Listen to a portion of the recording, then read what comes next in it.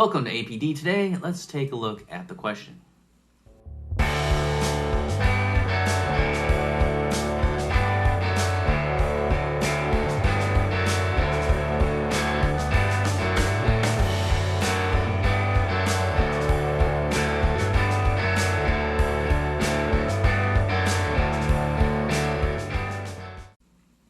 The simple answer to this question is no.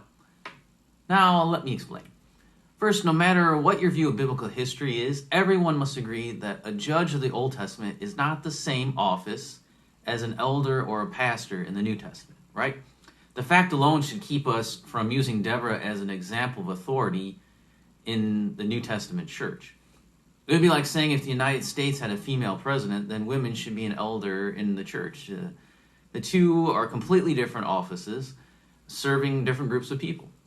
If you want to make a comparison of the office of elder to something in the nation of Israel under the Old Testament, you'd have to compare an elder to a priest, I think, would be a better comparison. Both elders and priests were spiritual leaders. Judges were not specifically spiritual leaders of Israel. And granted, Deborah was an Old Testament prophetess and a follower of God, and therefore an example to us, but God appointed the tribe of Levi and the priests to lead the nation spiritually. Now, second, we should never use a narrative to overturn commands, right? Paul's command to Timothy and Titus that they should appoint men as elders, and his commands to the Corinthian church that men are to have the authority because of creation and the fall, those cannot be ignored because of the fact of Deborah's authority. It would be like saying, because the CEO of the company I work for is a woman, therefore women should have authority in the church. That doesn't make any sense. There's no denying that Deborah had authority, and she wielded over Barak, but that brought shame to Barak because it exposed his laziness and his weakness. The fact that Jael would receive glory for the killing of Sisera rather than Barak greater showed the weakness of the man.